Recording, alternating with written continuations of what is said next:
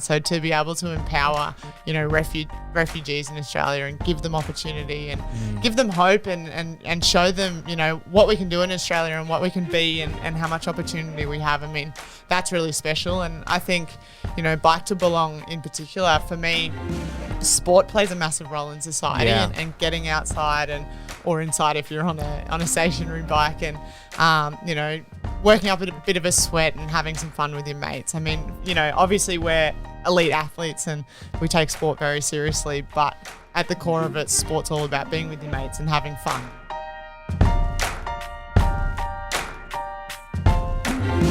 Welcome to Justice Matters, the podcast inspiring a world where everyone belongs. I'm your host, Tim Buxton.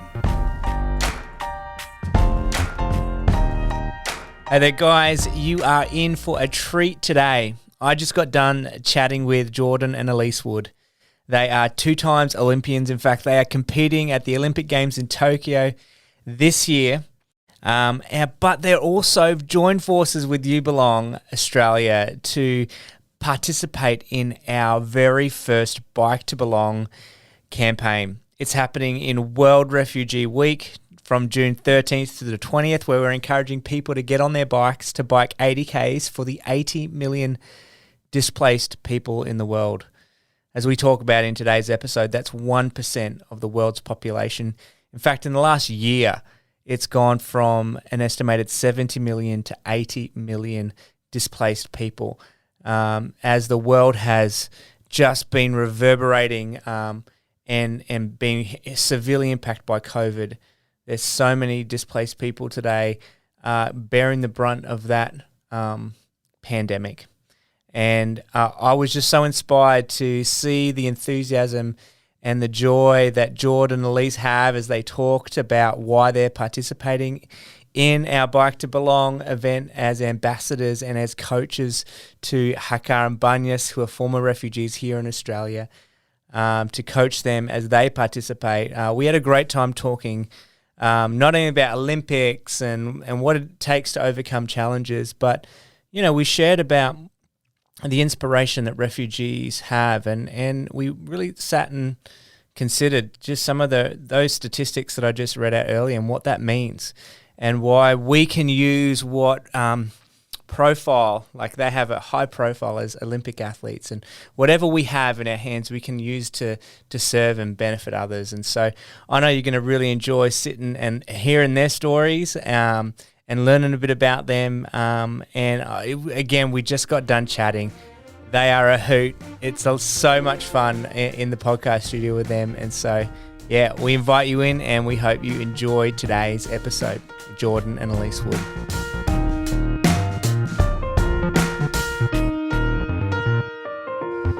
Hey, Jordan and Elise, thank you so much for stopping by the studio.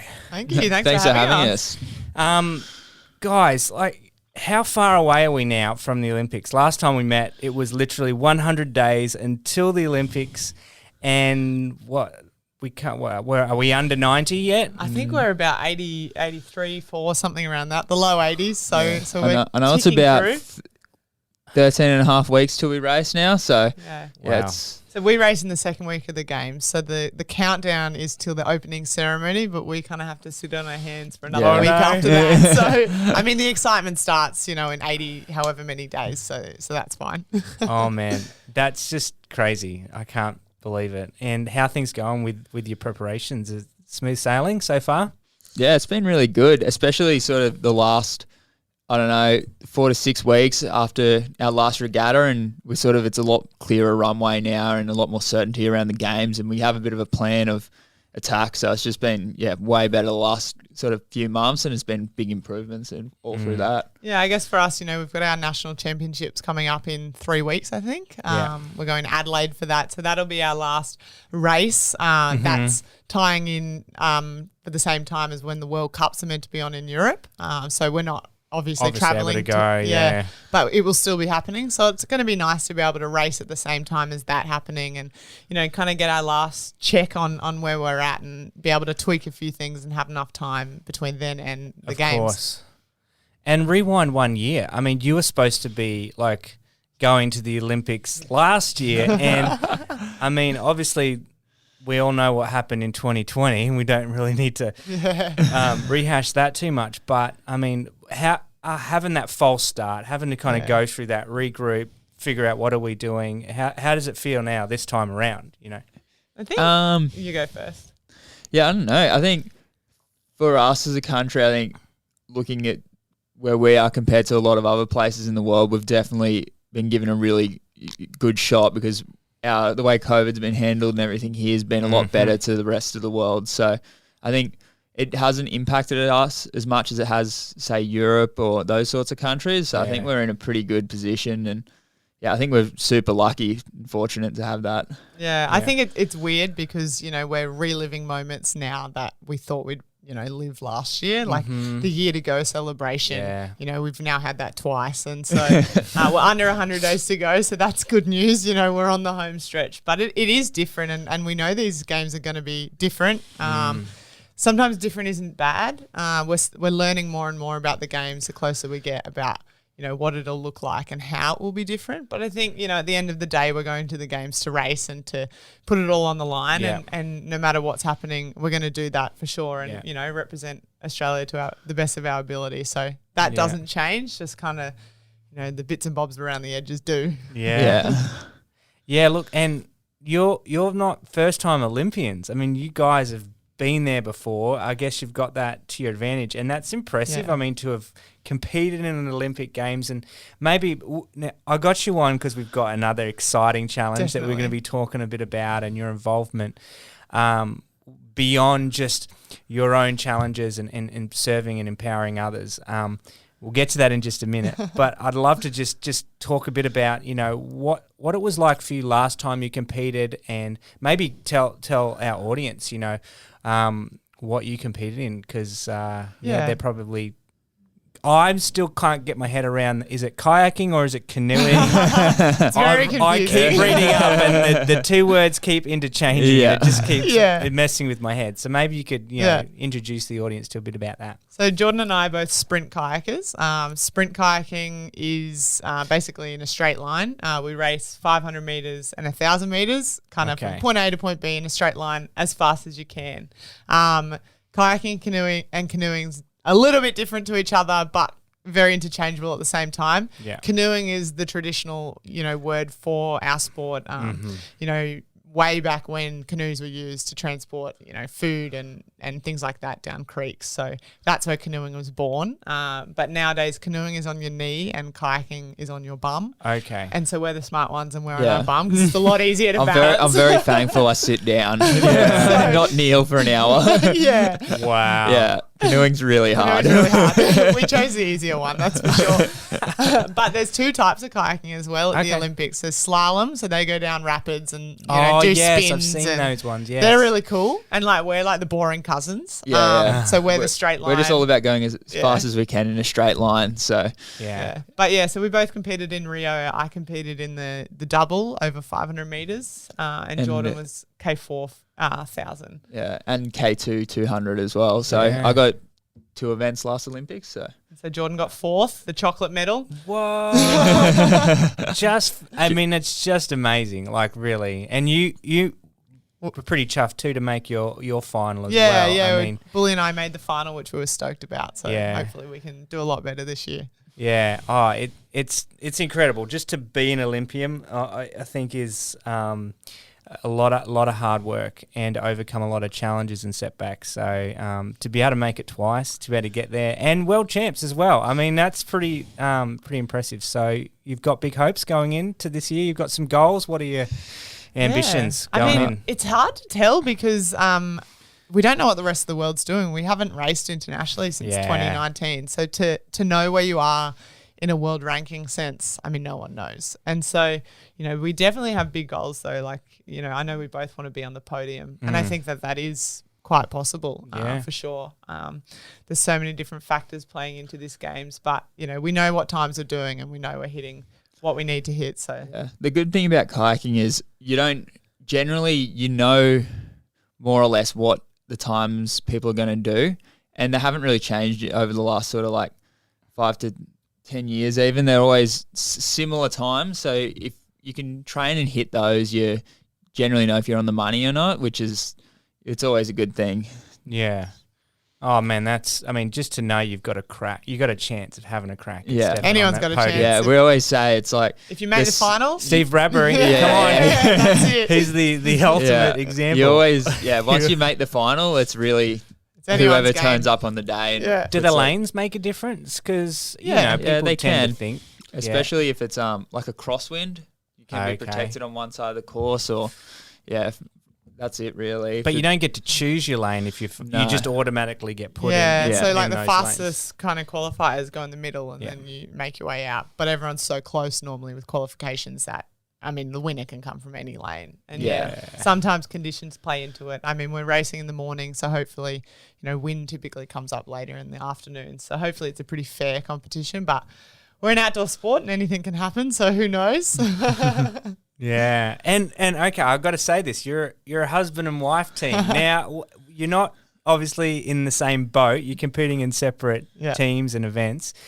But what are some of the pros to being a husband and wife team? And maybe we can we'll signpost some comments as well. It's definitely helpful. Like if I have a bad session or something, Elise can relate because she would have had a bad session as well. From time to time, and it's good. It's not like, we know what each other's going through, like from a day-to-day basis. So I think that's definitely helpful. I think for me, it's the fact that we get to share such huge moments in our lives together. Obviously the Olympics in Rio was a huge thing for us, being our first Olympics and to be able to go through everything together. And I remember at the closing ceremony, I was sitting on Jordan's shoulders and, that's a crazy moment in your life. And a year later, I won the K1 1000 meter at Worlds, so my first World Championship title. And 5 minutes before that, Jordan and his crew won the K4. And so, oh my God, we won our first World Championship titles within 5 minutes of each other. So that's also hugely special. And not many people can say that. That's for sure. Not at all. Oh my gosh, how cool is that? I know you're probably not thinking kids right now, you're competing, but you're just going to probably have some incredible athletic kids one day that are just going to blow it out the water. Well, both of Jordan's parents are Olympic medalists, so he's like the product of Olympic medalists. My parents are letting the team down a little bit, but that's okay.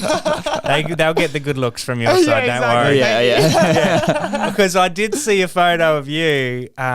It must have been before you met because you're on a BMX bike, which kind of will segue into where we're going. And you've got this crazy long hair. Yeah. I'm thinking, what? Jordan, how on earth did you manage to snap up Elise? I don't know. I was definitely pretty lucky, I think. I think it was a haircut and then... We didn't start dating until he got his haircut. There you go. The game changed after that. Yeah. If you go to the Australian Olympics page, I did some reading up about your guys' achievements and stuff before you came in. But the photos on there. If you Google Jordan Wood and go to their page, funny. you're gonna love it. Yeah.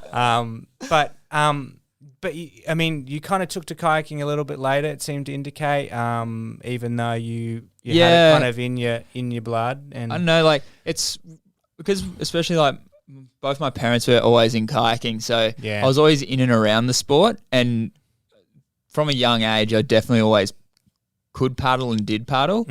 But I sort of floated in and out more or less until I was about 15 or 16, and then I started paddling more and more because sort of around like my early teenage years and stuff, I just wanted to go and race mountain bikes with my mates. So I did that for a few years and didn't have all that much success because I crashed a lot and I didn't really make the end of races all that often. But I had a lot of fun, and then I sort of was paddling a little bit, and then I ended up making my first Junior Worlds team. Wow. And I sort of realised that I probably was never going to make it as a mountain biker, and I just made the kayak team, and then I just sort of progressed from there and started training more and more. Yeah. And here we are now. and like we said, it's in the family. Your mum's coaching. Yes. Yeah. You, Elise. She's Gets a bit tense Mother-in-law is sometimes. a but- coach. can only imagine. Yeah, she knows what whether you've been out too late or whatnot, or I don't She know knows how it- much she she knows knows everything. everything. Mother-in-laws Yeah. seem to find a way. Oh, Yeah. don't they just? I have a very unique relationship with my mother-in-law, that's for sure. But no, we keep it very professional, and Yeah. two lives are quite separate, so that's handy as well. Oh, Yeah. so good. So,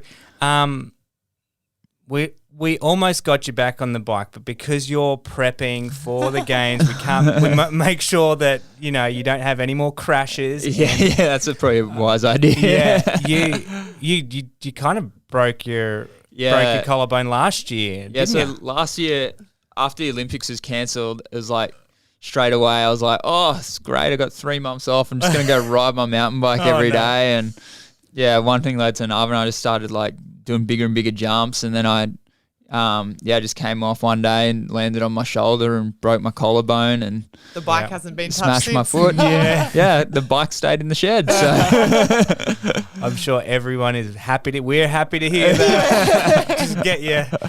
We'll put you in bubble wrap, wrap, and yeah. make sure we get you on that plane. And yeah, the reason why, again, I've been able to connect up with you guys, I've known about you for quite a while, got some great family friends, and I've followed your journey a little bit. So, but we first met just the other, a month or so ago, and we were talking back and forth about this event that we're hosting for You Belong, the charity that empowers refugees here in Australia to integrate, to thrive. These are families that have fled war, persecution, in some cases genocide. They finally make it onto Australia's shores, and they got residency to start their brand new life, overcoming, like a new culture, a new language, and we're able to get alongside them. And we've got this awesome event to promote awareness for them during World Refugee Week, which happens just before the Olympics, called Bike to Belong. I shared about it with you, and you're like, "We're in." Yeah. Tell me why you're so excited to be a part of this event, and maybe you could share what role you're playing in the lead up to that event. Yeah, I guess for me, when you explained what You Belong and what Bike to Belong was about, I mean, for me, I love the idea of everyone having equal opportunity. And I think that's so important. You can't be what you can't see, if that makes sense. Yeah, that's the saying. Yeah.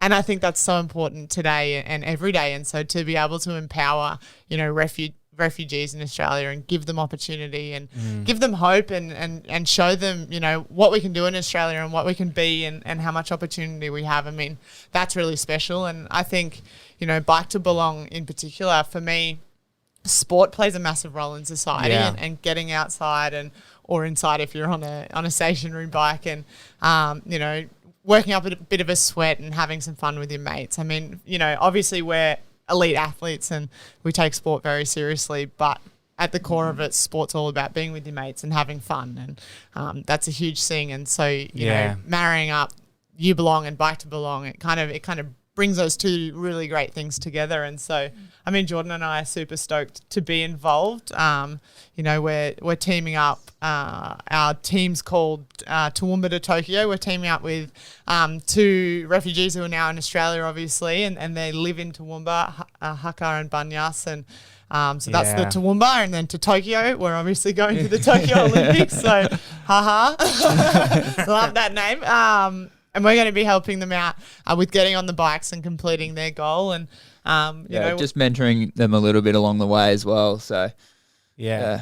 hopefully we can kind of get them excited. I mean, I do a lot of speaking engagements and always talk Yeah. about my journey and the fact that for me, I'm a serious athlete or whatever, and you go out and you're very, you're trying to get the job done. But for me, course. to be able to get the job done, you got to have fun and you got to have a smile on your face. And so that's one thing that I like to share with people, and hopefully I can share with Haka and Banyas as well, is the fact that, you just have a good time, and you can have a good time when you're on the bike riding, and, we're still going or raising money and raising awareness and doing Yeah. this really great thing, and they can kind of pair up and marry with each other. Yeah, it's fantastic. I mean, Haka and Banyas, we we got kind of first acquainted on Messenger, and hopefully they'll be coming down on the Gold Coast really soon to meet you guys.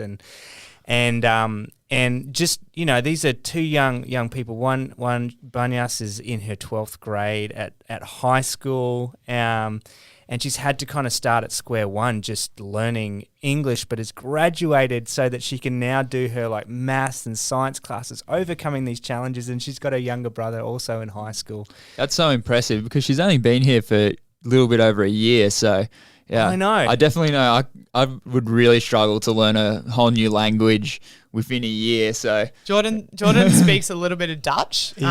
His mum's from the Netherlands and spent a bit of time there growing up, and his Dutch is still very dodgy. Yeah, spoken it all my life, 26. but I could never spell. I can't spell at all. I mean, but then So it's very impressive. Just learning a new language in itself within a year in a new country, in a new environment. Yeah. So impressive within itself. Yeah, and then to be able to study like maths and science and all these other subjects in that new language is massive. Yeah. We struggle with that on the best of days. English is hard. I like English, but the rest of it. Let me tell you about one of our partners, Freedom Broadband. They're an incredible profit for purpose business. Freedom Broadband is your all-in-one internet and telephone service provider, whether it's for your business or your home. Now, their internet connection and speeds are simply amazing, and they're in another league when it comes to the quality of their customer service. But here's what really sets them apart. When you switch to any of their services, they'll donate $5 every month to a non-profit cause of your choice. As the founder of You Belong, an Australian-based non-profit charity, one of the greatest challenges we face is fundraising. And I think I can speak for almost all leaders in the non-profit world when I say that being able to have a residual income coming into your accounts to support your work is a dream come true. And like most non-profits, our work is dependent on the generous support of individuals and groups that share our passion to empower refugees to integrate and thrive here in Australia. What that means is that we spend more time and energy looking for ways to raise support. And what I desperately love to be doing is spending that time and our limited resources developing and growing the many successful programs that we run. But here's where our friends at Freedom Broadband come in. You see, a few months back, I was on a 4G wireless connection at home through one of the largest phone and internet companies here in Australia. And each month I was nervous about going over our usage, getting a nasty bill at the end, and I was working on a lot of the podcasting and videos at home, and the speeds I was getting were just painfully debilitating. And I finally decided to give Freedom Broadband a call, and within 2 minutes I was on the call with Graham completing my application, and within a week I had completely switched over to their $79 a month unlimited plan. And I can tell you firsthand, the service has been phenomenal, and I have a direct line to their customer service team whenever I have a question or need assistance. Now the studio and office where I work has switched over to Freedom Broadband as well. We're on their business plan and we haven't looked back. And how cool is this? Little by little, connection by connection, Aussie-owned and locally run Freedom Broadband is now actively supporting the great work of non-profits in communities all around Australia. Simply by switching your internet to Freedom Broadband, you can help transform the lives of those less fortunate. And that's why I love these guys. And get this, head to freedombroadband.com.au and quote Justice Matters on your application form, and they will donate $50 from the activation fee to support Justice Matters. That's going to enable us to continue this podcast and inspire the world where everyone belongs.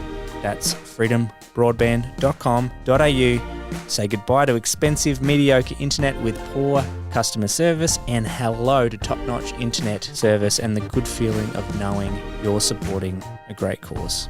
Join Freedom Broadband today. Quote Justice Matters, and let's partner together with the internet that's helping to change the world. I think there's something beautiful about, pairing Olympians who have had to work hard to be resilient, to overcome challenges, to reach that goal. It takes a lot of hard work, and I mean, I've worked with refugees for the good part of a lot of my professional life, 15 years of international humanitarian work, spent 4 years in Iraq, and working alongside these beautiful, beautiful families, and they truly are the most remarkable, resilient, courageous people you'll ever come across. So much to teach us, and so I have a feeling in this exchange too, as you get to know them, as Banyas has never even ridden a bike before. Crazy, yeah. Yeah. Yet, grow up in Australia, there's just not a chance you're not going to learn how to ride a 100%. bike. Yeah. Here she is. I'm going to ride 80 Ks in a whole week. And so we've got her a gym pass so that she can her and her brother will actually do it on stationary bikes. Yeah. You don't want them, No. driving through the streets of Toowoomba and Not ideal, no. Yeah. Not that we couldn't probably find a track for them, but we thought that would be the best way to approach it for them. But again, an incredible, what a feat, what a spirit to be able to say, yeah, I'm all in, let's do this. I love that. Yeah. I mean, if we talk about the Olympics for a little bit, the Olympics for me isn't just about gold medals and winning. I mean, we all want to win, we all want to be on the podium, but you look at the Olympics and it's so much deeper than that.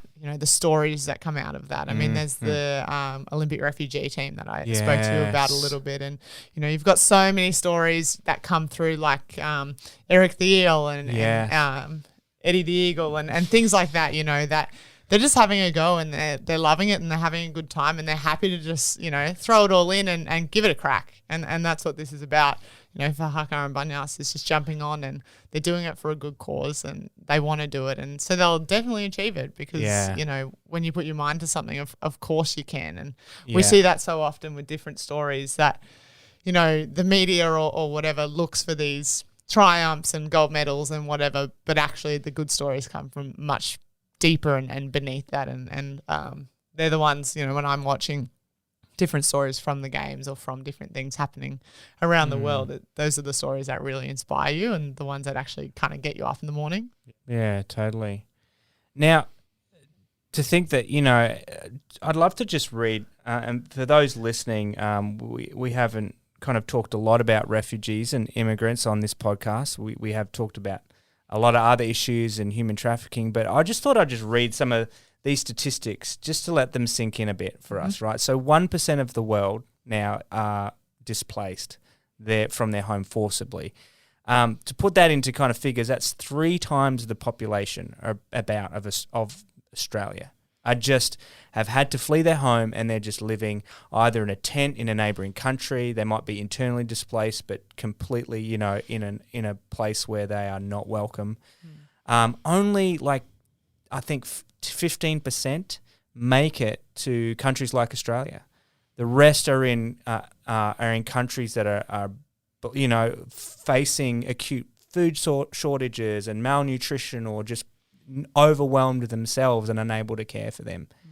40% of refugees are children, having to live in these conditions. And for us as Australians, right, we are the lucky country, really. 100%. We have so much. Definitely. And to think that you're going to be competing and walking out right into that stadium with, people representing Syria, where 6 million of their own people are exiled and refugees, and South Sudan and Afghanistan, and I could go on the numbers.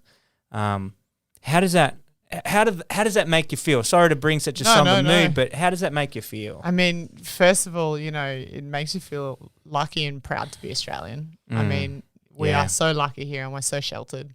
And to hear statistics like that is crazy because, you say 1% of the world's population is displaced. I mean, that's 1 in 100. You sit in a school hall and I think and what really hit home for me was that's 3 times the population of Australia. Yeah. Like that's what you say 1%, but then you say 3 times the population of our whole this country. That's a massive amount of people who are living in poverty and who are displaced, looking for a new home. Yeah.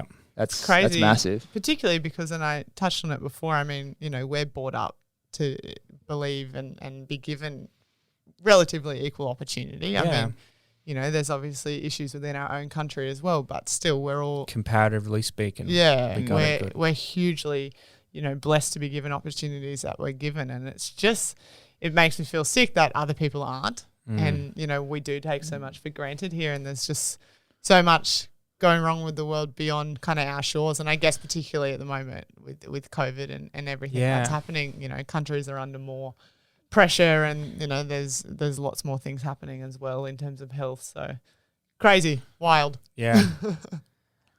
Yeah, I think especially like if you're a refugee, you're fleeing your own country because it is not safe for you to live there to start with. When you said the number 40% of children, that could, if I'm thinking about that, that means like their parents have had to either stay behind to fight in a conflict or protect Lost their a parent family, along or lost the way. their family Yeah. along the way, and then they're in a refugee camp by themselves. Like It's not fair. yeah, it's not fair at all, especially if you're like a small child. Like you can't look after yourself. Yeah. I struggled to decide whether I wanted Vegemite toast or Weet-Bix in the morning, like just to think that children are having to make life decisions and they're out on their own, and we're worried that there's no chocolate in the house. Like it's just chalk and cheese. And I think that's why it's so important that, you know, we do pause for a week, you know, and we just consider, hey, look, these are the stories, and again, in the midst of the tragedy, you can unearth some of the most incredible stories, the most inspiring people. I think there's that. Who's that painter that just did Guy Sebastian? Ando. Yeah. He's just, you know, we've got the leading prosthetic surgeon in Australia is an Iraqi refugee who fled and came here and has developed an incredible prosthetics that is used on a friend of mine who lost her leg, you know, and you know, this is what makes up even our own country, Australia. The people to celebrate, people to welcome. Yeah. Well, Australia, I think to start with, like if we look back to our beginnings, is a massively multicultural nation anyway. Yeah. I think so. I think for Australia, we need to definitely welcome more cultures. Yeah. I was trying to think, can't believe I couldn't think of the word, but yeah, I think Australia is definitely like everyone you talk to is like no one's really from Australia. Like my family's from Europe, Elise's family's from Europe. Like we've all like your granddad was a refugee from Germany. Yeah. So Wow. yeah, so it's all Australia's a massive melting pot of cultures, and I think we need to embrace that. And I think that makes us stronger as a nation as well.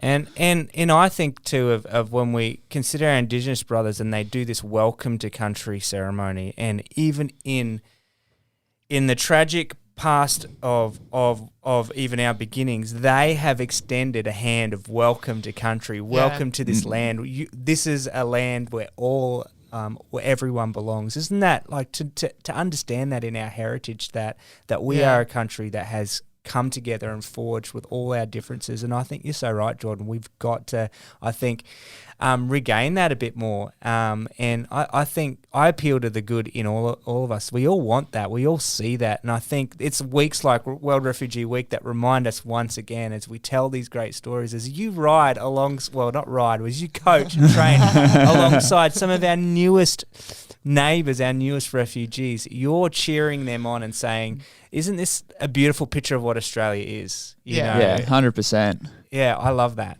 We're a very special country. I mean, we just, spoke about it, and our Indigenous culture converging with the fact that we are so multicultural. I mean, we're just a country that is so unique. And I think we're finally coming into our own with understanding that, particularly the Indigenous cultural side of things.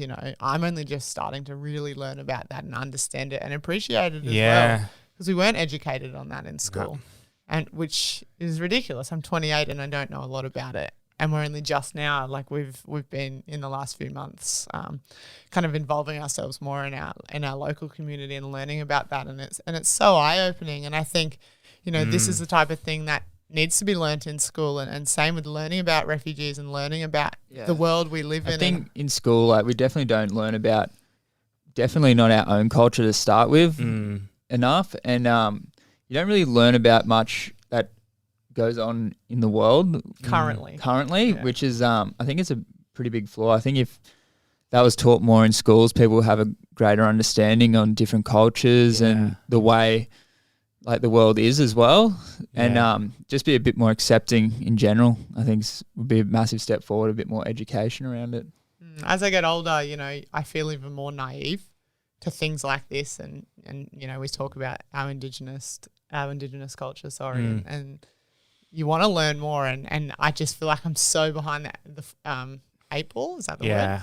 Because I just knew nothing about it, and I mean, you know, no fault to my parents at all, but you know, they didn't know much about it either, so they couldn't exactly teach me about it, and now they're starting to learn, and they're in their 50s and 60s, and that's crazy. So, you know, World Refugee Week and weeks like this are so important because awareness is huge. You know, if you're not aware of something going on in the world or aware of what your neighbour's doing, and you'll never be able to know how to help or know what you can do or know what they're doing, you know, from the start. So it's hugely important to just be in front of people and, you know, be on screens or, you know, be riding down a road with a shirt on or whatever it is. And we talk about, I mean, I work in marketing, you know, if you take it back to marketing, it's the fact that if you see something in many, many different places, you know, you see a word on a shirt and then you see a word on a billboard and you see a word on your Instagram page, and you'll slowly start to marry it up, and you'll actually start to become aware that it's a brand, and then all of a sudden you'll be buying it without even marrying it all up. So wow, the subconscious, the subliminal connection, isn't it? So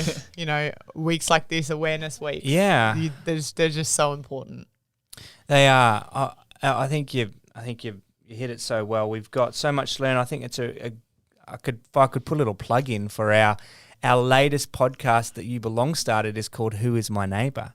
And it's highlighting some of these stories, and just we actually interviewed Banyas on that podcast, and you get to know a little bit about her. Who Is My Neighbour? Check it out on Spotify and YouTube, I think, already up there. But it is about taking the time, right, to just listen to somebody's story that's different to us, to learn about our past, as difficult and as painful as it can be for not only for us but for those that have suffered so much as a result of our history. Taking the time to listen, to learn, to educate ourselves is just so. It's not only so important for us as a society; it's important for us as individuals. And I'm really so thankful that you've been willing, in such a busy time for you, preparing for, you know, one of the biggest moments of your life, to take the time to say, hey, it's not just about our goals and our challenges. We want to help others overcome their challenges and achieve their goals here. I think, you know, the fact that we're so happy to jump on board is we know how lucky we are. You know, we know how fortunate we are, and we're in a position where we are very, very fortunate. And, you know, to be able to kind of share our profile and not that we have a huge profile in Australia, but still, you know, the small profiles that we do have, to be able to share that and do what we can. I mean, you know, it's not going to change the world, that's for sure, but every little bit counts. And the fact that we're just having a conversation about it, and then, you know, even since joining up and talking to friends about it, just talking about what it is and what it means, and they then go, oh, okay, you know, what does that mean? And, you know, what can I do? And so, you know, even if you touch the lives of 5-10 people, that's enough. You it's know, so true. You've done your part. Making a friend, just one friend, can change that person's life, and it's that mentality of just being able to change one person, just being able to impact that one person's life. And you're going to do that, obviously. I know Haka and Banyas are just super pumped, and the support that we'll be raising is going to impact and help so many refugees that are learning English for the first time through our English friendship group. And we've got a Heroes program for young kids in school that we're running now that help them with overcoming resilience. A lot of them have experienced, war, and they're coming in here, and we really want to make sure that they not only succeed in school in their academics, but they succeed in their personal lives as well.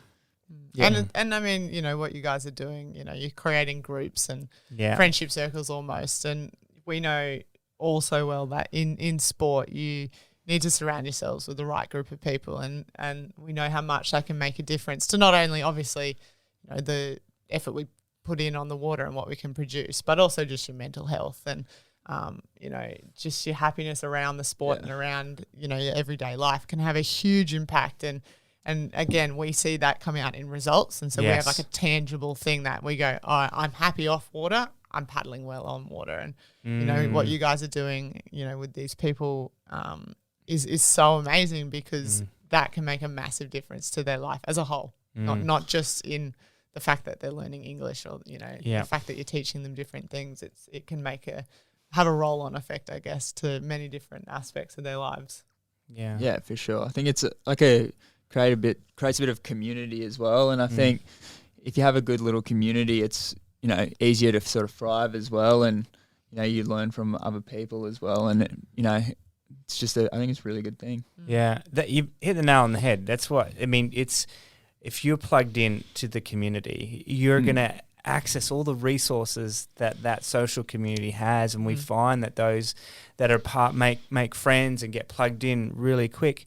They're going to get access to jobs and opportunities and mentally and emotionally, like you said, thrive and do so well. So,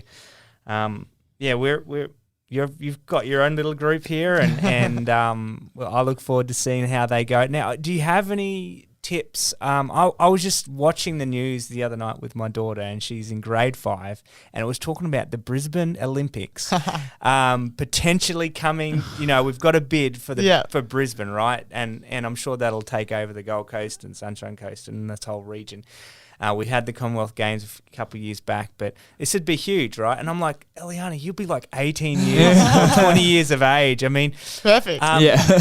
Any advice you have for young people out there listening, or tips that you could give to them? I think, you know, for us, and you see this happen in elite sports so often, is that you don't have to be the best at your, you know, favorite sport at 10, 12, 14 years old, you know.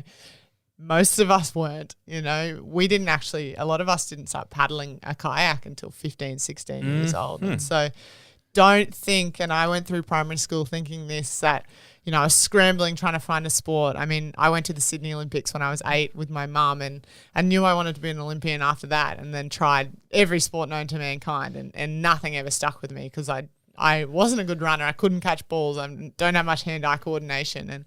And then I just resigned to the fact that it was kind of never going to happen. And then I stumbled upon kayaking. But so many people in our sport and, you know, in so many other sports don't actually hit their strides till later. Yeah, I think, especially to kids, I would say try every sport to start with, and just, you know, get involved in everything. And, you know, you pick up all these different skills along the way. Like, I've never been a great ball sports or coordination person, and it's simply because I never really played ball sports as a kid. And the more sports you do, the more of an idea you get on what you want to do and what you do like, what you don't like. Like, I did swimming, mountain biking, always paddled, and realised swimming wasn't for me. Yeah. Black line's a bit boring. Couldn't do it.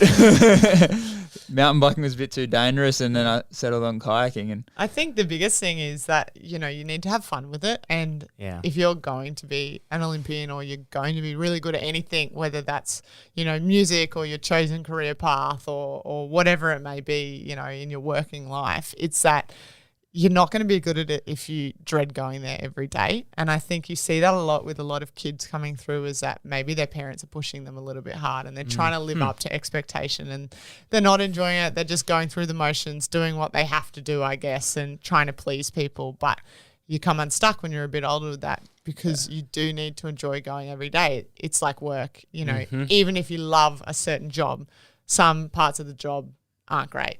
No one likes doing paperwork. You can't tell me anyone likes doing that. But it comes with the job, you know, like with us. Lactate sessions are the worst thing in the world. But it comes with the job. You have to do them to be a good paddler. And I love paddling, and it makes me happy.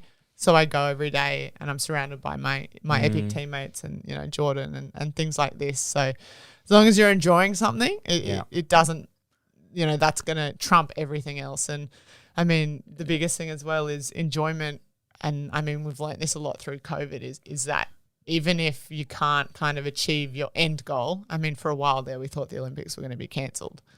And so even if that was going to be pulled away from us, you know, you can still look back on something really positively because we've had a bloody good time kayaking over the past 4 years, and, you know, we've had some great opportunities and have loved going to training and being with our mates and paddling all over the world. And so even if that one end goal, you know, you talk about long-term goals is not achievable or it's out of your control, you can still look back on something really positively. So, yeah, have a good time is the biggest bit of advice we can give to someone wanting to go to the Olympics. Yeah, definitely. If you enjoy what you're doing, it makes it a lot easier. And like Elise said, there's always some bits of it that are hard and a little bit difficult, but, you know, you just look past those things and hope and laugh your way through it. You laugh your way through it. And, you know, you have your teammates there, and they're always there to help pick you up when you when you're feeling a bit down on some sessions. But that's so true. And you know, there's a lot of people out there that have had a tough year, right? And I think of the refugees that have experienced great loss, great pain and great suffering in their life, and we all go through those moments in life. I remember you were diagnosed with an autoimmune disease. And to overcome these challenges, I mean, what have you learnt through maybe experiencing some of these things that we, you know, all of us go through in life, and some obviously might be going through right now? I sort of got diagnosed with an autoimmune disease in 2017, which was a really it was an incredible year in the sense that I won a world championships that year before I'd been diagnosed, but I'd been sort of suffering with it. Really? Yeah, I've been sick, and then I had like 2 or 3 months off that year, sort of around this time of the year actually. So around March to April, and I would train, and then I'd have a day off because I couldn't train, and all these things sort of like were going a bit sort of wrong, and I was like, oh, this isn't good, and for some reason I just thought it would all sort of work out in the end, and it obviously did. But I was just super lucky. I had my teammates still really like supported me, and they were sort of still believed in me that I could do the job of paddling in the back of the K4. And Elise was great along the way. She said, "Yeah, you'll be right," and hang in there. Because we didn't know he was actually sick at this point. Wow. Because you were just struggling. I kept getting blood tests, and I just kept trying to pinpoint what it was. It was glandular fever, and then it was like something else, and then I just kept sort of. I'd have like a few weeks off, and I'd be good for a week, and then I'd just be absolutely slammed, and just had to lay in bed for 2 days. And it wasn't until after Worlds, after we won the World Championships, we came home. And I had a liver biopsy done, and it came back as I had which is where you get a needle through your rib cartilage. Which is it's a horrible experience. I wouldn't recommend it to anyone. Dear me. But so I was sort of suffering from it on off for about close to a year until it was like fully diagnosed, and which is really good because since then I've got all my liver functions under control and stuff, and I haven't had an issue in 2 or 3 years. So, but it was there was a lot of sort of dark days where I was like, I don't really know if I'm going to, what am I still thinking I'm training for? Like I can't even paddle 200 meters. Like, wow. I think what got Jordan through and probably what's changed, I think, since kind of pre that time is the fact that, everyone kind of rallied. Because, we didn't really know what was wrong with him. Some days and naivety comes into play. You're like, oh, toughen up, you'll be right. But we probably shouldn't have been. But in hindsight, it's a lovely thing. But, we all rallied him, and we did all believe that he could do it because he is excellent and at what he does. And so, in those pretty not great days, that kind of what got you through. And then since he's been diagnosed, I think, and being able to get on top of it, he's been able to lean more on all of us around him because we all get it. We all know what's going on with him. So that's, for me, I'm speaking on your behalf, but that's been a huge learning for me, is that you can listen to your body more and lean on everyone around you. Yeah, I think that was my main, probably what I learned from myself, because I never really listened to my body. And then I think having this sort of made me listen to my body more. And if I was feeling super run down, like I just have a sleep in. I don't go training if I'm sort of tired and run down. So, but I think what we all learn through tough times in your life, and that's one of Jordan's. And we've had a few blows over the last few years, that's for sure. And it's that you need something to wake you up in the morning. And for us, obviously that's each other, but as well that's paddling. And we found that in COVID is paddling got ripped away from us. The Olympics were potentially getting cancelled, got postponed a year. We don't have kind of normal jobs. Jordan's a lifeguard and I work for myself, but we don't have that 9 to 5 job you can just go to and find routine. So we lost all routine and we found ourselves at home. Our training facility got shut down. We couldn't go to gym, couldn't paddle from our house was never cleaner though. Our house was so clean. But we learned that actually what made us happy is to go for a paddle in the morning and not a paddle where we are tested and we have computers on our boats and all these things. It's just going for a paddle, and that makes us happy. And I think there's so much learnings you can take from that. For anyone is that, if you're going through a tough time, it's find what you love doing. And it can be as little as reading a book or colouring in or whatever it is. But if you do that for a little bit in your day, no matter what's going on in the world around you, you can find a bit of joy in that little moment. And paddling with the sunrise coming up, we were going through some pretty crappy days with all the media reports and not knowing what your life was going to be like. And we wanted to start a family last year and we couldn't. And, all these thoughts going through your head, and paddling on beautiful glassy water made it all better. So, yeah. I love that thought. What wakes you up in the morning, and having a good, hard, honest look at, what it is that, what's your why, as other people say? 100%. What's your reason? Yeah. And it doesn't have to be something that's super it profound. And, people often search for that, and it changes in life too, right? You change, your interests change. And I think it's like one day we'll probably have close this sport chapter and then we'll get up to, strive for something else in life. And I think that's important. You got to always set new targets and you got to go after them, because if you just sort of sit around and mull and be happy, you're just going to sort of not really move forward. And I know for us, I don't think that will work because we're always been chasing goals and really trying to get the best out of sort of ourselves and each other. So a bit too competitive. We always got projects on the go. So we're always scheming. So many schemes happening. I love it. Just as we close, I was reading through one of the sweet former refugees up in Toowoomba. She was just sharing her story, and she was talking about how she left us. She left Afghanistan and then had to flee into Pakistan and was there for many years in a refugee camp. And Pakistan hosts so millions and millions of refugees there as well. And she finally was able to make it to Australia. And she writes in the bottom, I am just so grateful to be in Australia. I will always, treasure Afghanistan, my the country I was, but I'm whatever I do, I want to do it for Australia first now. I'm so grateful for this opportunity they gave me. And I was thinking about that as you said, there's chapters in our lives that we close and we have to open a new chapter, and as much as the past is going to be a memorable, incredible thing, and you're still there, still got your eye on what's ahead of you, that will move on, and we do have to start new chapters. And I think as we look to refugees and we look to those that have endured so much and have come here and starting new chapters in their lives, they've got so much to teach us and so much to learn, to show us and how they do that.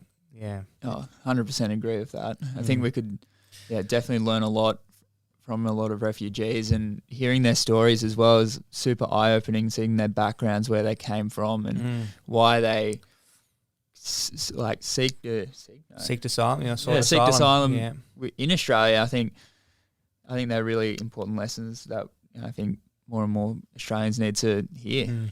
Yeah, I think, for us, it could be as well a little bit of a reality check. I mean, we talk about closing one door and opening another with our different chapters, and that might look like, closing the elite sport door and opening parenthood door, or, going into full-time work or whatever that is. And that's really daunting, and it is, and everything's relative. But imagine, fleeing your country and getting to a new country that you don't speak their language, and, you don't know anything around you. You go to a supermarket, what is this food in the aisle? Everything's new. There's nothing familiar. Yes. Yeah. And then you think, in perspective, what I'm dealing with is not that crazy, and we can learn a lot from that. I mean, again, everything is relative, but still, it's crazy the amount of learnings we can take from them. And I mean, we're always looking for inspiration and, people to seek that inspiration from. And I mean, you don't have to look far to find that. No, you don't. They're right here. They're our neighbours all over the place, which is a beautiful thing. We better make sure we point out exactly. World Refugee Week is June 13th to the 20th. That's like literally very soon. A month, and it's like a month or so before you're on a plane, right? Yeah. And we're encouraging people to create their own team, or like you've created, or ride solo. And during that whole week, bike.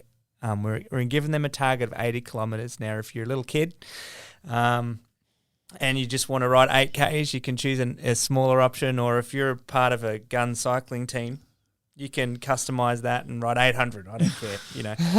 It is customizable, but we're asking people, hey, during that week, get on your bike. We're going to be sharing some incredible stories. We're going to be sharing your journey a little bit more as it unfolds with Hakar and Banyas.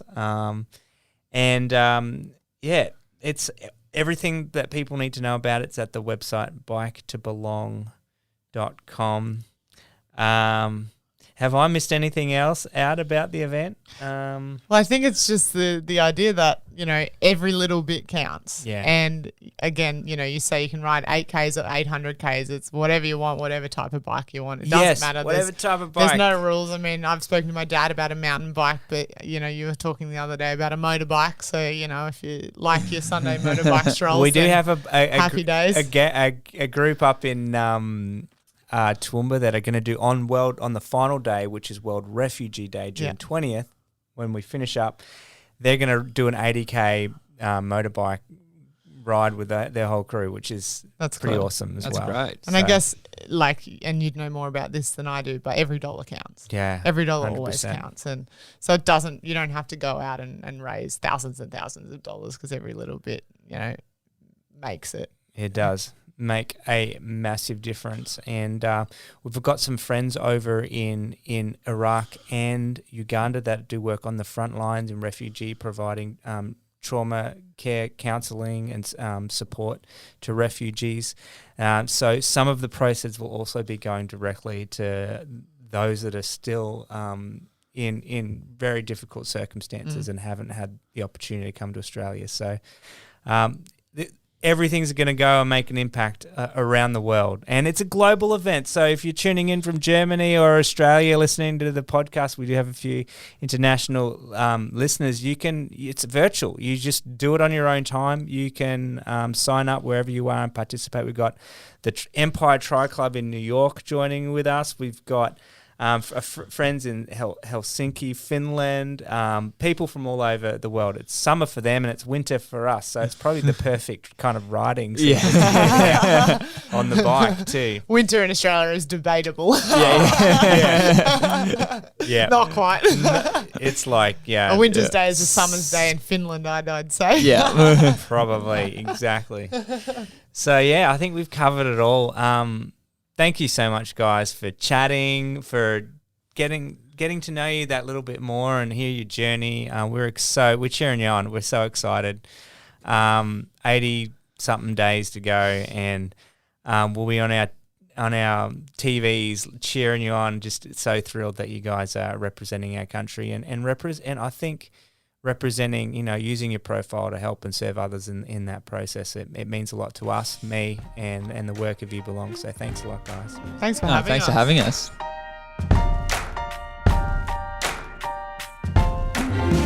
Thanks for listening to this episode of Justice Matters. I'd like to take this time to thank my audio-visual engineer, Jose Biotto, for your help in producing the show. I'd also like to shout out to the Patreon community that financially supports this podcast. Guys, thank you so much for your support. You can join them simply by going to patreon.com/Justice Matters. For a simple donation of $5 a month, you can become a part of the Patreon community and get access to behind-the-scenes content and extras that I share just with you. And lastly, there is another really important way that you can help support the podcast, and that's simply by rating it or leaving a review on Apple Podcasts or Spotify, maybe by subscribing on YouTube. Yes, we are a video podcast as well. Guys, thank you so much for listening in to this episode of Justice Matters. Please come again soon. I can't wait to share more episodes with you. I'm your host, Tim Buxton. Thanks for listening.